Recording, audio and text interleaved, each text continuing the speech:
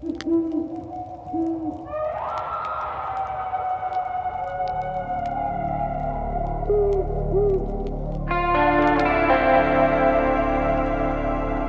Appalachian Mountains are some of the oldest in the world, and we just happen to live in them. One thing we can tell you, there are ghosts in the mountains.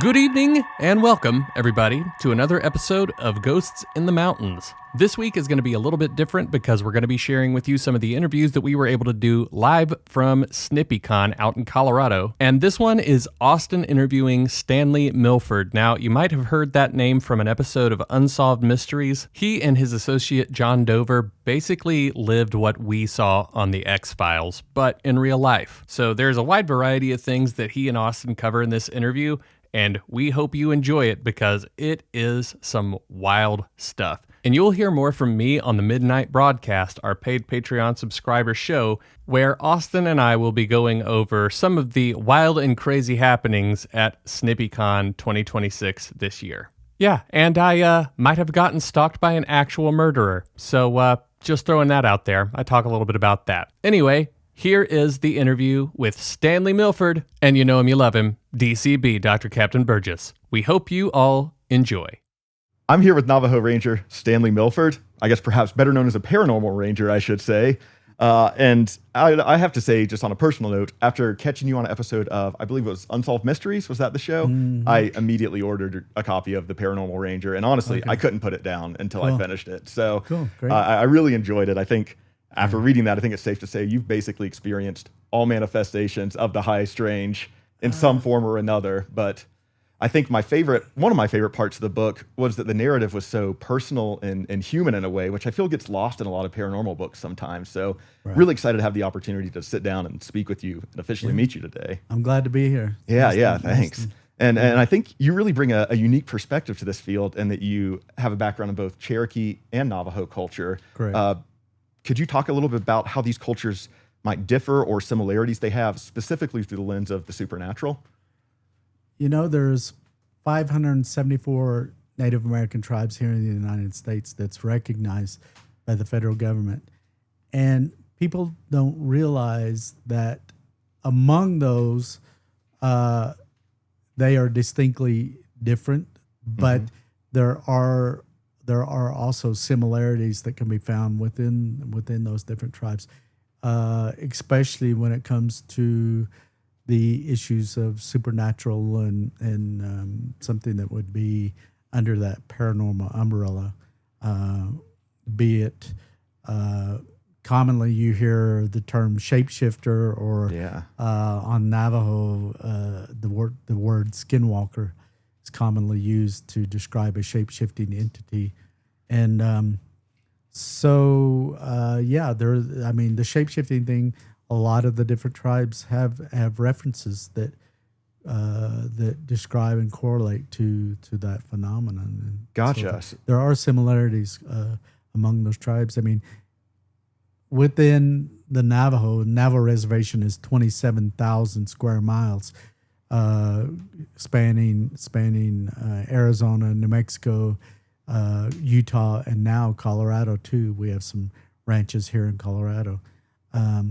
So it's very, very large, and there's really a diverse environment there, atmosphere. Yeah. And so you can encounter a lot of different things.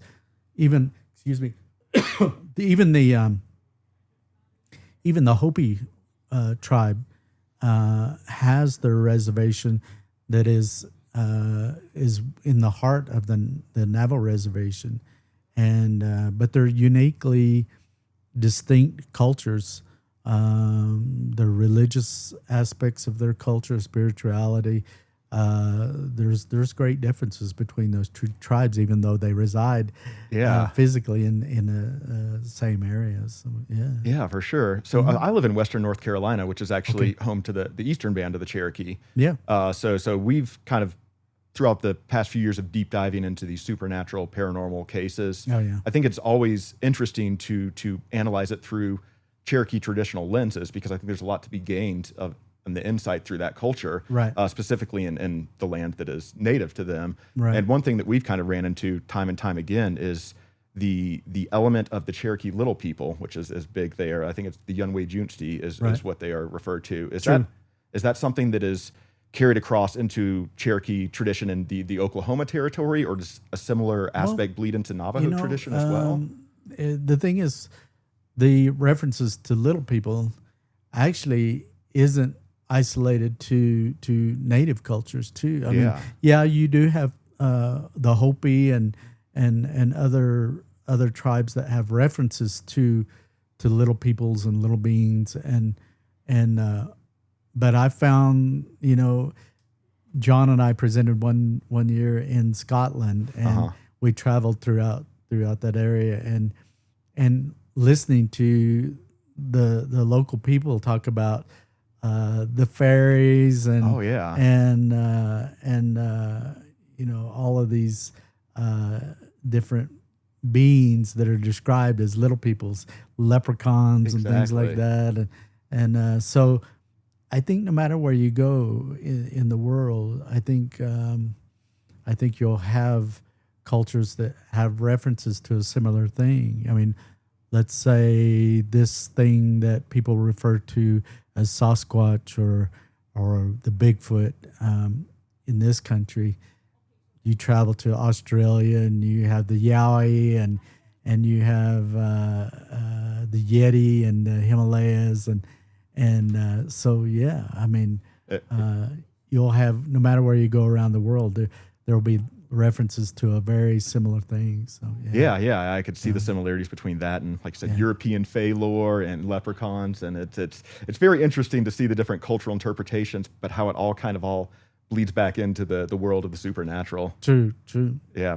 True. Some of these stories, and they're ancient, references, and I think when it comes to the UFO phenomenon, I mean, I think some of these things span even before mankind walked here on this planet. I think they go, especially when you start looking at the archaeological, pictographs and petroglyphs that can be found in the Southwest, and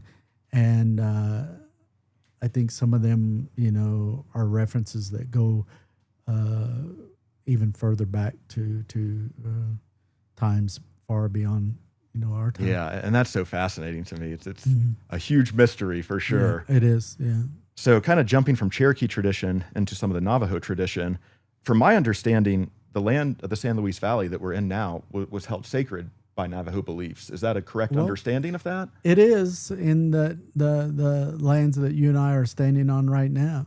We look off to the east right now, and I can see the one of the sacred Navajo mountains that's part of the 4 sacred mountains of the Navajo that's here. So the lands that we walk upon here are those traditional lands of the Navajo. It's not. Today you have a defined reservation that was defined between the Navajo and the U.S. government at one point in the 1800s, but the traditional lands of the Navajo, spans even up in Utah, and places like that. So I've heard. Go ahead. Yeah, it's quite large traditional homeland. Yeah, definitely. I've heard this area referred to as the Bloodless Valley. I believe that, from my understanding on this area was shared by multiple different tribes, even ones that had warring factions that might not have gotten along together in other situations, but because this land was held sacred by so many of them, they had a pact that there would be no wars or bloodshed in this valley. So Is that something you had heard before? Or is that a little bit more of a I folklore think, bleeding into? You know, I think like I said, the federal government recognizes 574 different tribes, distinct tribes here in the U.S. I think before the Western influence and the Western impact on the North American continent, I think, you know, a lot of it was survival among the tribes. Yeah. You looked at back in those times, some of the tribes were nomadic and followed the herds of the buffalo that provided their shelter and clothes and food and those kind of things.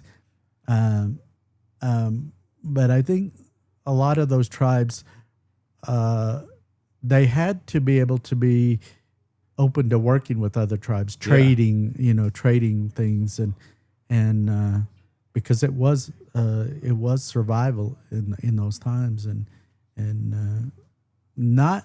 I don't think there was a lot less war back in those times. Yeah, simply because you had to work together to be able to provide those things, to be able to survive the winters and even just like we are here today, where you've got 80 degrees, weather and having to access watering points and things, springs of that nature. You had to work together to be able to survive. Yeah, for sure. So that does make a lot of sense in that context. Yeah. You spoke about the sacred mountain. Is that Mount Blanca? Mount Blanca, yeah.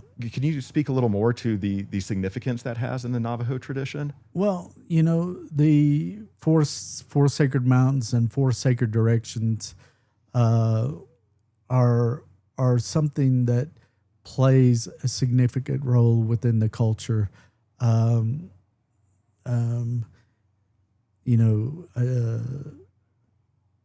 So with the four sacred directions, like with the Navajo female hogan, which is an 8-sided structure, and the front door on the hogan always faces to the east. And the significance there is that the sun rises in the east, and so you want to be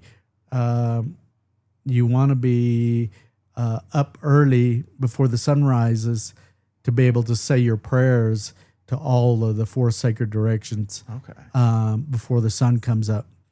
And so that's one of the reasons why that door always faces to the east. And all of those things in nature, the sun and the earth and water and fire and all of these elements play a critical role within those cultures that are interwoven within the religious aspects of spirituality. Understood. Gotcha. Mm-hmm. So I grew up here a little bit when I was younger. I lived here for about 4 years. There's a bit of a local tradition, or maybe a urban legend, if you will, that Mount Blanca is actually home to a underground alien or non-human entity base, if you will. I think it's kind of associated as a UFO hotspot in itself around the mountain. What are your thoughts on that from your perspective? Well, I do know, they have here at this camp, you have the talking rocks that are out as a part of this camp. And I was out there with a friend the other night before things picked up here. And we just went out there. It was really quiet.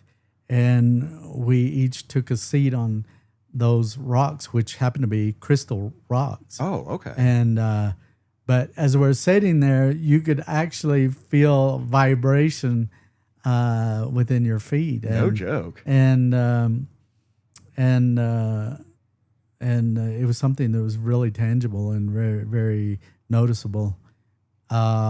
Whether or not that's connected to things like they say there is an underground network beneath these grounds and that connect Colorado Springs and the military command there. And, Cheyenne Mountain, Cheyenne and Nora. Mountain, all that. Or just the fact that this is a sacred location and having those energies here. You do tend to feel those energies at time, being in this location. And we're close to places like Dulce, that have this similar theories on it, that there's an underground base there, and also connected to that supposed network that's there. Gotcha. And, so, I think there's a lot of possibilities, with these areas. It is very beautiful. You look out the window and you look at the beauty of the La Plata Mountains, and it's something that really strikes at the core of who you are, and very fascinating. So, yeah. For sure. How would you say the area here in the San Luis Valley compares to the reservation where you spent your career? As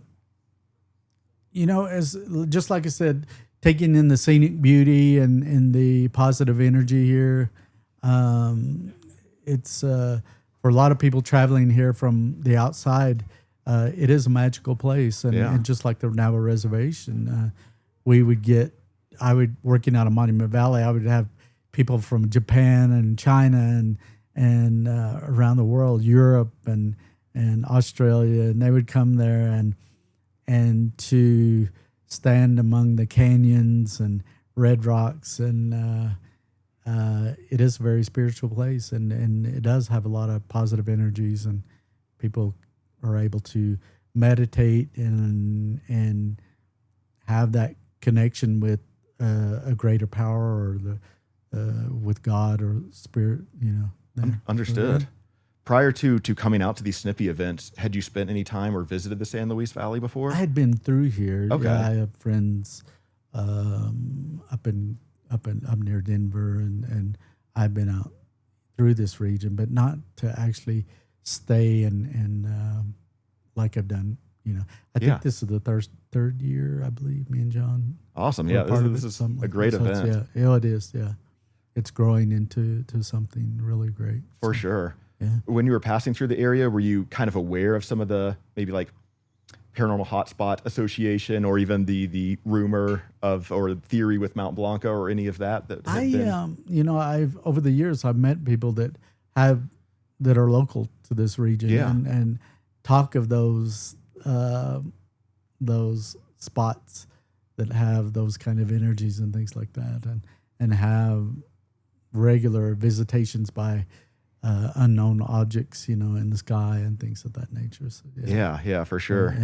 Talking about just the spirituality of the land, I mentioned we're staying up in Crestone, a little north of here, it's a very unique area because there's multiple world religions. You have Tibetan Buddhism being practiced there. You have Hindu ashrams. You have there's a ziggurat that's constructed there. It's been brought together by a group of the Strong family through the Manitou Institute to bring all religions of the world together to practice in this one sacred land. In that one space. It's a very, very unique and cool spot to visit if you haven't had the chance to drive through yourself. In order for things like that to happen, there has to be something there within that space that draws, those people from different cultures and different faraway locations to be able to share what it is, their religion. For sure. And practice spirituality. Yeah. And it's a very small town. I've never been in a town that's quite as eclectic as that is. And I feel confident saying there's nowhere else like that, at least in the country. So it's a very unique, very spiritual, and you have the prime sky watching right there in the dark sky community too. So it's really an interesting, unique place for sure. Yeah. And again, since this event is commemorative of the Snippy mutilation in 1967, I should say, what is your perspective or your thoughts on livestock mutilations or unexplained animal deaths? Is that something you've ran into in your career before?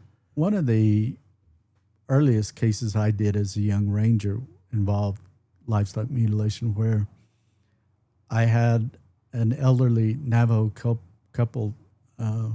They woke up to find 26 head of their sheep dead in the corral, and they were slit open from the throat all the way to the groin, and there was no blood within the corral where these sheep were. This happened to lambs, to older ewes and rams, but they were all dead, and there was no sign of any type of predatory effect on them or predatory killing, which would be common if a mountain lion or bobcat or something had gotten into the corral. The couple was very, very upset in that this is on Navajo. That's their livelihood. Yeah, having the livestock, and it was a very shocking incident and affected them really negatively, and so it I grew up around livestock in Oklahoma. Yeah. And I grew up around livestock, and my family that I worked with there had large herds of cattle, but so I've been around that kind of environment, but I never experienced what I did with that particular case. Again, with the sheep, with the Navajo livestock, the sheep, you have a group of what they call sheepdogs that tend to the sheep. They lived with the sheep. They're there as protectors around the clock, actually sleeping within the corral. And in that particular incident, the sheepdogs wouldn't come anywhere near that sheep corral. After that incident, there was an odd, foul odor that was a part of that particular site, that was a cross between kind of a petroleum smell. Oh, interesting. And like burnt hair, that was very noticeable. We had worked in the oil fields at times on Navajo as rangers, and there's a distinct petroleum smell that's near the oil derricks and things like that. But it had a similar smell that was, it was very unique and nauseating with that. Years later, I had an incident where I witnessed what people refer to as a gray, 3 foot tall gray that occurred within my bedroom, where I was standing at the foot of my bed.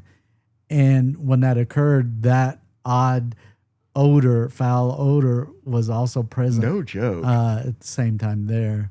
I had awoke from into a state of sleep paralysis, but I was conscious at the time that I was seeing this thing, and I knew that I was awake because I could see the details of the entire room. Yeah. I just wasn't able to physically be able to move except for my eyes. And I'm fighting to try to get out of that paralysis. And when it did finally lift, that thing was instantly gone. Wow. And I searched the place. The odor dissipated, and one unique thing with that incident was that my pajamas that I was wearing at the time was turned inside out. Whoa. So that's not something you could do with sleep paralysis. Paralysis. And there's other cases I've read that where a similar thing happened to people who proposed that they might have been abducted, so I don't know. Very interesting. That's wild. Like that. But almost 4 years later, I had an exact same incident, same location at the foot of my bed, where it was the taller gray being. So, very, very interesting, phenomenon. I think experience. The obvious piece that stands out to me is that you described the first one you saw as being 3 foot tall, which kind of even harkens back to the little people conversations that we were having and the crossover between the extraterrestrial entities and some of the little people entities that span across cultures there. Right. When you said they were at the foot of your bed, was it almost just like watching over you or looking at you? Yeah, it was just standing there. It wasn't moving or anything. It was just standing there motionless, looking at me in both instances, and so I don't know. It was just out of the blue. I hadn't been working, in the day before that or anything on anything to do with the UFOs or extraterrestrial. It just happened out of the blue, and so gotcha. Very interesting. So when you experienced or covered this case of the livestock mutilation early on in your career, were you already open to aspects of the paranormal, or were you a little more skeptical at that point early on in your career? There's always, in law enforcement, you have to be, as an investigator, you have to be skeptical in how you approach the investigations. And it's all, with that, it's based on the scientific method and collection of evidence and that kind of thing. And you'll see certain TV series that investigate things that are happening in the supernatural phenomenon, that they're taking a scientific approach predominantly in investigation of that. But what they were leaving out was the spiritual side, or the involving spirituality and this thing. And I think that plays such a huge role in when we're dealing with these kind of phenomena and things like that. So. Yeah. I've always said I kind of feel like this world is almost where science meets spirituality in some worlds. So I think that's the best way to investigate it. It's you can't rule one out without considering both aspects of that. And I think that's the sciences that we have developed in our world, earthly world here, we have our periodic table of elements and things like that, but I would dare say that pertains to those things that are found here on Earth. Yeah. I mean, if you and I were able to travel out in the solar system or in outside our galaxy and encountering celestial objects and planets and things like that, you'd probably find elements that wouldn't even come close to what our periodic table has listed and things like that. So those elements of our science may not even be applicable to a lot of things out there. Exactly. So, the universe, it's infinite. It's if we were standing on one of the beaches in South America and we had 175 miles beach this direction, 175 miles beach this direction, and as we're standing there, reach down and pick up a handful of sand and brush away all the sand except one little grain of sand in our palm. Mm-hmm. That would represent our Earth within our universe, and the human mind cannot wrap around, something for sure. That. But I think that example is such a great way to visualize that, because that shows just the scale of how tiny we are. Beyond, so there's the number of galaxies and worlds out there are infinite, and I think that there is also life out there that's infinite, different species of beings. I mean, if you and I went out here walking out a half a mile and found an ant colony, that ant colony may never have had human contact, for sure, and so those influences like that, that's similar to us, in the vastness of our universe. There's so much out there. We have no idea. We couldn't even imagine those kind of things that are out there. For sure. Like that, so, one thing we always say is just because our current understanding of science is inconclusive on subjects like this doesn't mean that science itself is not the answer for that. True. We just don't have the full understanding. Full understanding. How much of science has evolved even over the past 10 years and everything. So I think that just because when you're trying to use the scientific method in investigations like this, just because you reach an inconclusive result on that doesn't necessarily mean that it's a dead end. Well, the phenomena that I experienced with the coins manifesting, the apports, where a coin will fall out of thin air, out of nothingness.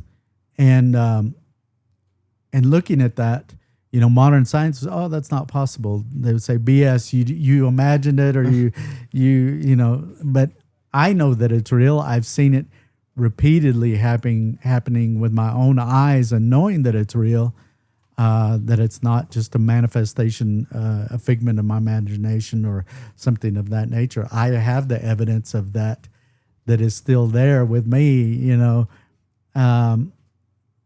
it opens up the doors for you to realize that if that coin came into our physical world that we're in now from some other place, then it opens up the possibility for things that we've seen in let's say on Star Trek, where you have one of their crew members that teleports from one location on a spaceship down to a planet or back and forth. It makes you realize that this thing with the coins, that ability technically is possible, where you take a physical object and you're able to make it through whatever space. Dematerialize and rematerialize and that kind of thing. It opens up the door for a lot of different things when you actually see that kind of phenomenon happening. For sure. And I think it's interesting how you take this concept and you apply it to the subject of UFOs and things like Bigfoot, because from my understanding, what you were talking about in the presentation earlier, it seems that you seem to feel that Bigfoot might be someone who travels through interdimensional travel methods in some regards. With the Bigfoot, John and I at times lived in the woods on wildland fire operations or during the annual hunts that occur on the reservation, deer hunts and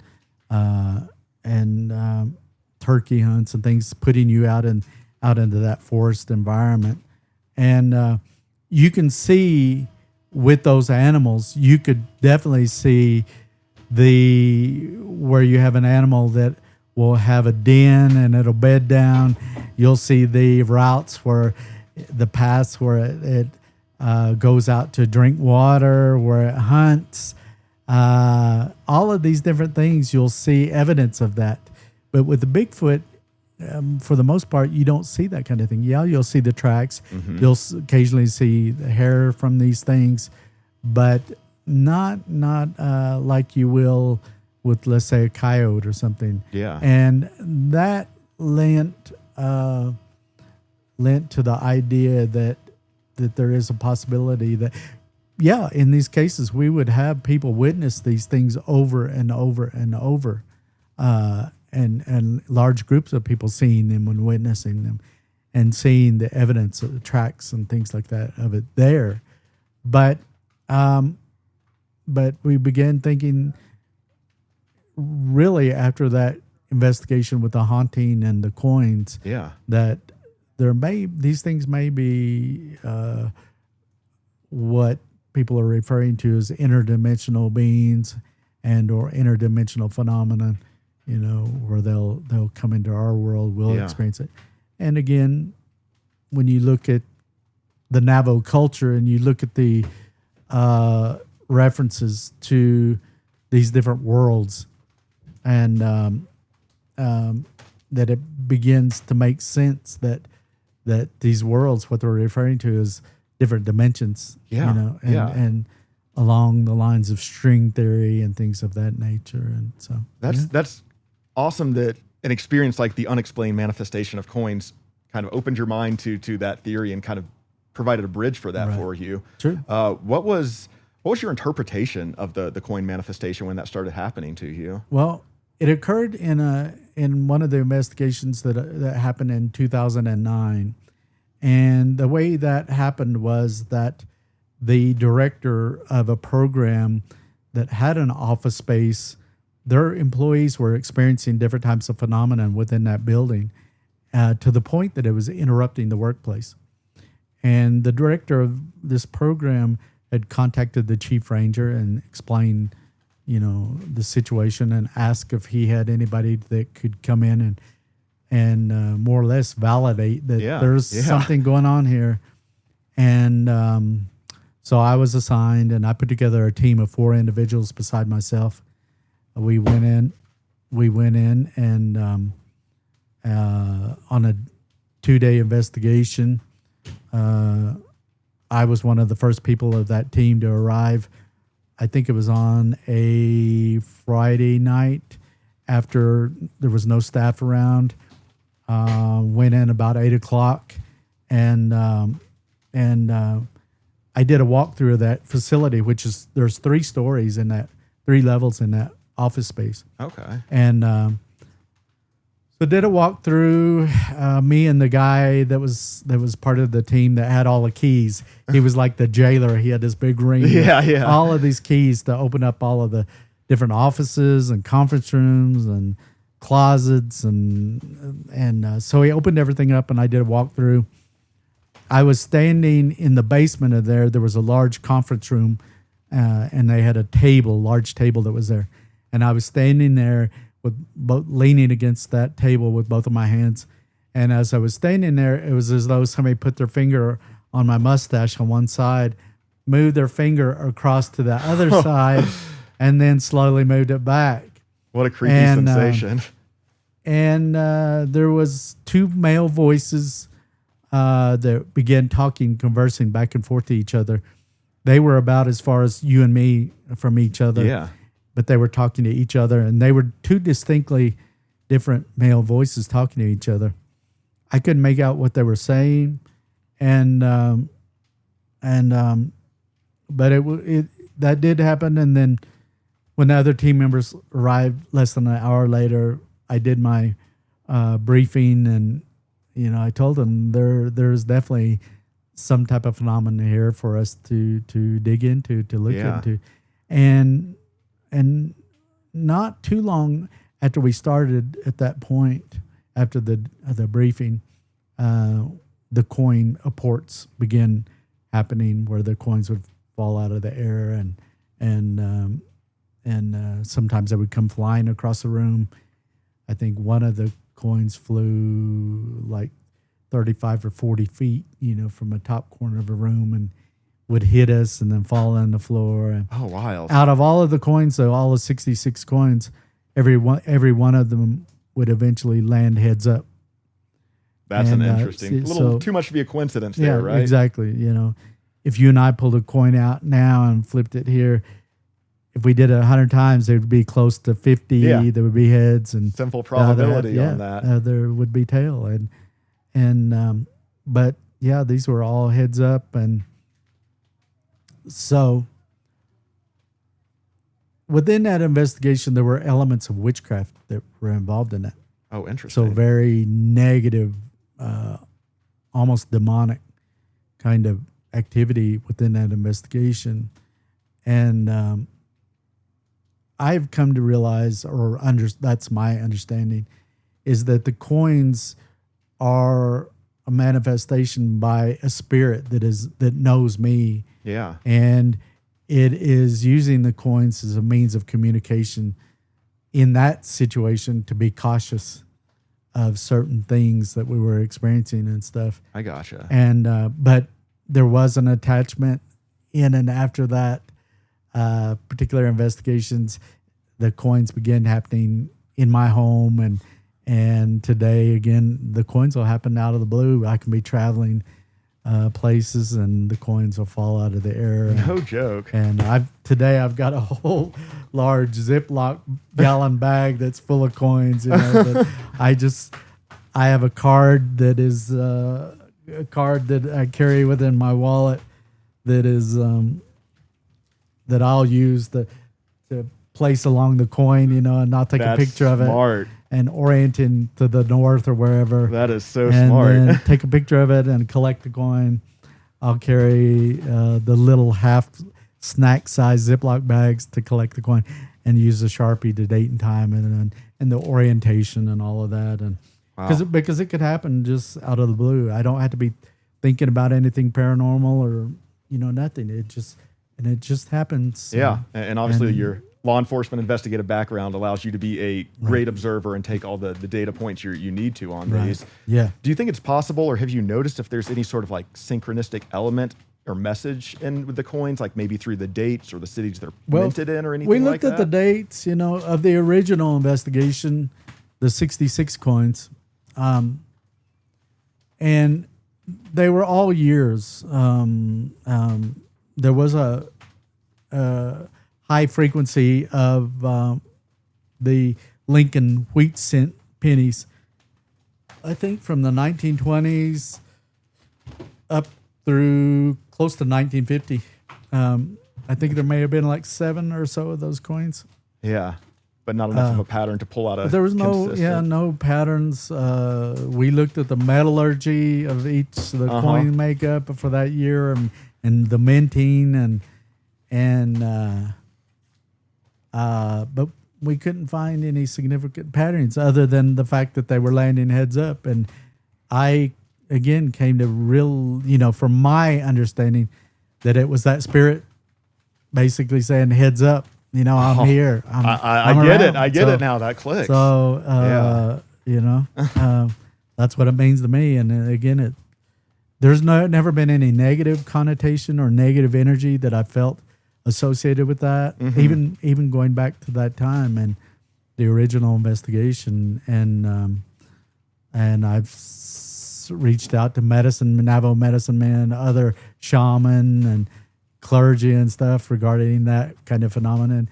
And they said that they don't feel that there's anything, negative associated with it. Okay. So That's comforting side of that, at least. Yeah. Yeah. It's there, and it happens. And I can't, fully explain how and who, what, where, when, how, and why that happens. For sure. It does happen. And I've seen it, where there's nothing in this space and a coin appears and falls out of things. Did that freak you out the first time you saw that? It can be startling, these kind of phenomena. I try not to, I've always been strong in my spiritual belief, and John too. And so we try not to fall into that of showing fear with these phenomena, because sometimes especially with a haunting or things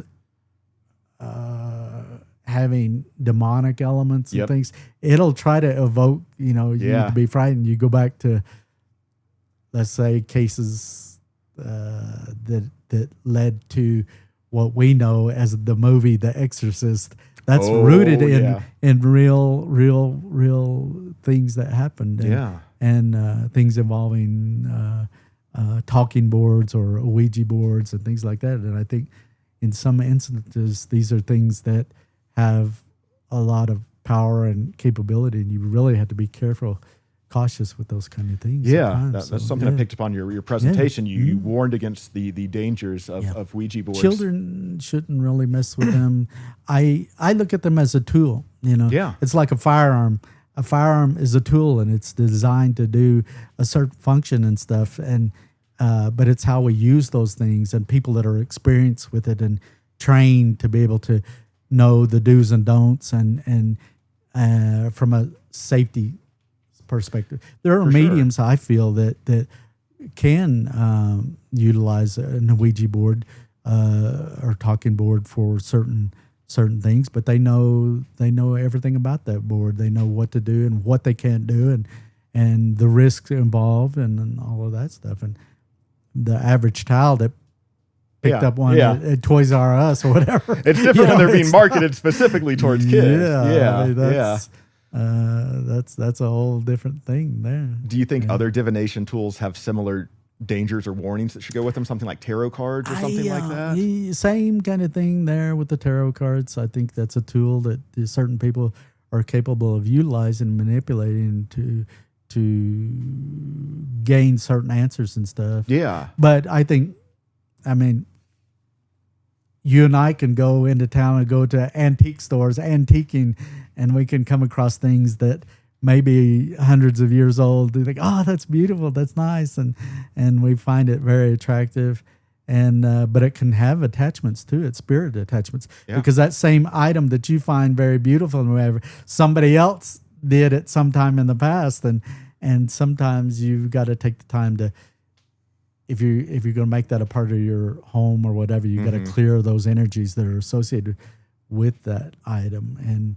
But I mean, we talked about the lands that we're walking on, ancient lands we're walking on here. Yeah. There are human remains and human cultures that have lived here long before you and I arrived in 2026, and all of those people before us had spirits just like you and I, that life force that we have. And according to individuals like Einstein that said, those energies don't just evaporate or disappear. They may change form and stuff, but they can neither be they created go on. nor destroyed. Yeah, exactly. Yeah, exactly. for sure. And I think that's very true. I think no matter where we go, we can be in New York City and stuff, but there's peoples that have lived there for millennia, and we come along and we have these experiences, see things move, and voices and stuff like that, and it's all very interesting. And I think we just have to be open and respectful, of course, wherever we go, of those that came before us. Because one day we'll transcend from this physical world we're in to the spirit world, and it's just a part of the earthly process of humanity. And, for sure. Yeah. So talking to you, you're very clearly a very clinical, deductive person in your approach through this. Can you kind of walk me through how you would go about ruling out possibilities before you would go to calling something basically paranormal or unexplained? Well, John and I, all of our rangers went through Federal Police Academy. Yeah. Just how all of your other law enforcement go through a Federal Police Academy, and you're trained not only in police tactics and everything, but you're also taught investigative tactics, criminal investigation, CIs, like you see on TV, CSI. You're taught collection of latent fingerprints and collecting evidence and trying not to contaminate a scene, and so that the evidence that you do collect is something that pertains to that particular investigation and is not contaminated. And so for us, having that background and training, it was kind of difficult when we were assigned and began doing these investigations, in that you can't put a Bigfoot in handcuffs. It just don't work, right? And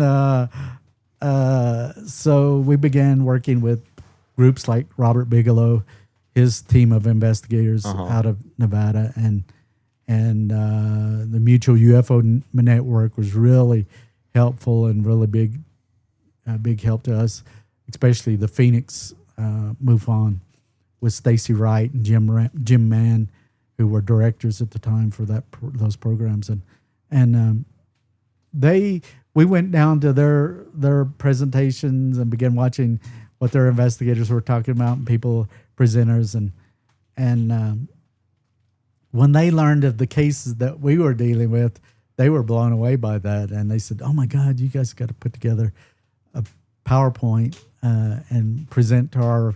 They would have monthly speakers with MUFON, and John and I went back home. We talked about it, and again, we had these experiences working firsthand in the investigations, and we've always felt the truth should be paramount.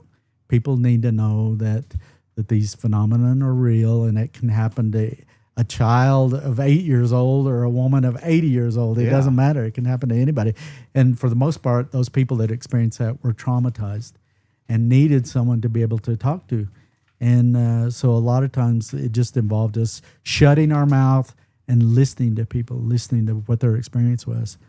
And so we began working with those different groups and seeing their methodology and procedures and things like that to investigate some of these things. And we began writing kind of our own policy and how we would approach these kind of things. And it just really evolved from there. You know, we were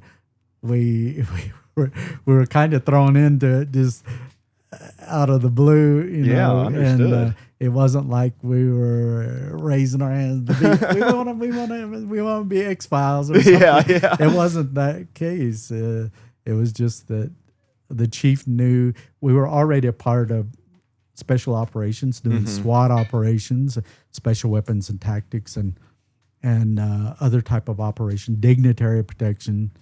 John and I did, dignitary protection for on the Navajo reservation. We would get motion pictures being filmed, and we would do security for like the Lone Ranger with Johnny Depp. Oh yeah, and I did security for Metallica one time. Oh, but that was cool for you for sure. I loved it, and so we did those kind of operations, and I think we proved to the chief him and I were very dependable and could handle these cases kind of with kid clubs, because you're going into the unknown, but we were there to try to help and to try to, like I said, listen to these people that were having these experiences, but we were trying to gather as much information and research how to go about these kind of cases and stuff like that. So, but we were able to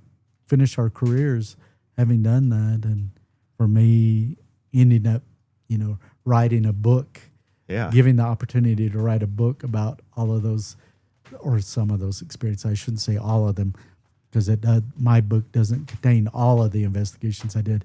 I did hundreds of investigations that were paranormal and supernatural in nature, but it led to us traveling like what we're doing now to conduct these presentations to different communities that are interested, and traveling to Scotland and Canada and all over the U.S. and it's really been a blessing for me and John.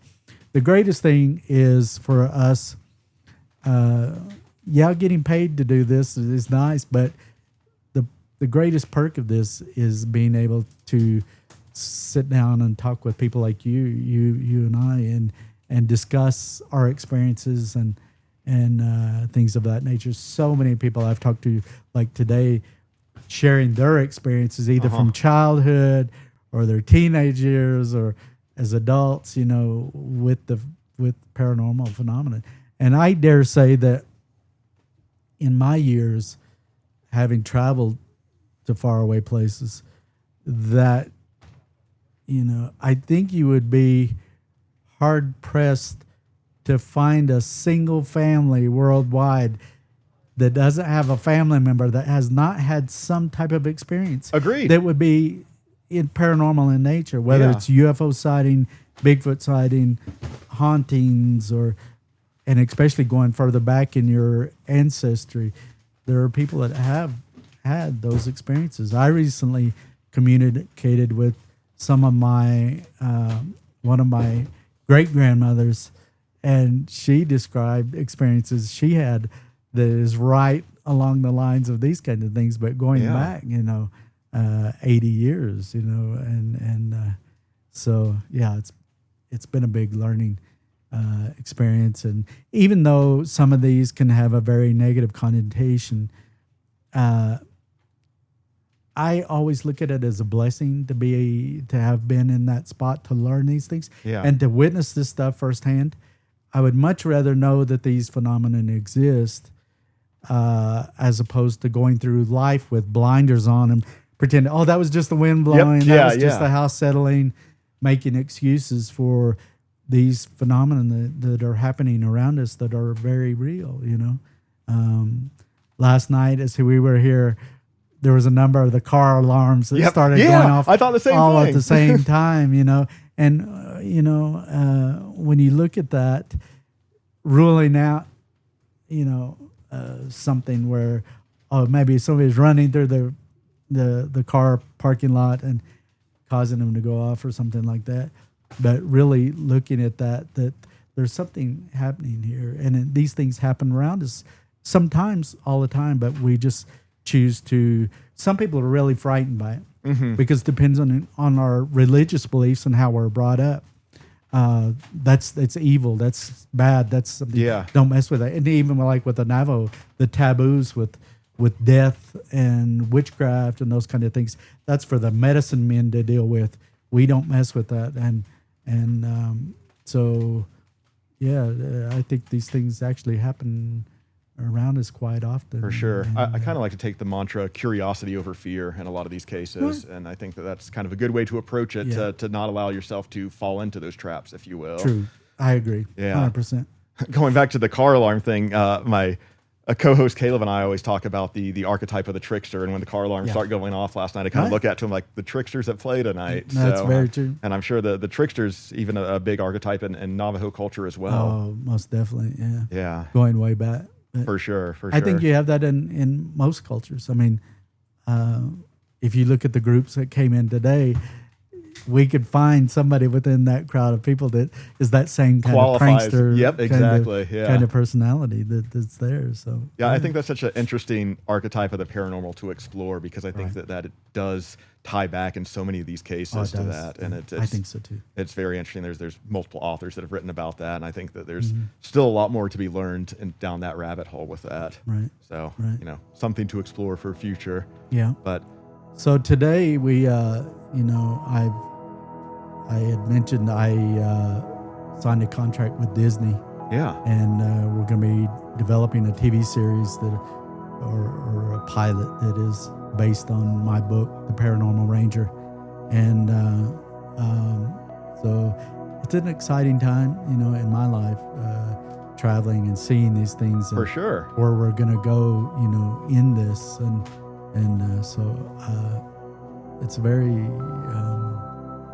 very enjoyable time to be where we're at today. For sure. I think that'll be an exciting series. Is that going to be like a dramatization of the book? It will be. Okay. Yeah. They'll do the casting. They'll have someone playing you and everything. Right. Exactly. Yeah, that's going to be exciting for sure. I think so too. Yeah. Awesome. Glad you're able to share that with us today. Sure. So glad to share. Of course, great to officially meet you, Stanley. Yeah. Thank you so much for taking the time to sit down with me. I feel like I kind of already knew you from reading the book, so it's just great to actually have the in-person conversation. And again, if there's anything else you want to plug, I know you obviously mentioned the Disney series that will be coming soon, but if there's any other projects you're working on, any upcoming tours you're doing, feel free to plug that to the audience here. Sure. I would just say that, with that book, if people are interested, you can go on sites like Amazon and of course you can go to Barnes & Noble, their website directly, and find The Paranormal Ranger. You can find it in the bookstores, the Barnes & Noble's bookstores, and HarperCollins. You can find it pretty much anywhere today. So, Good to know. You heard it here. Go get a copy of The Paranormal Ranger. And again, thank you so much, Stanley, for your time. I really appreciate it. Nice to meet you. Thank you. Nice to meet you. Okay.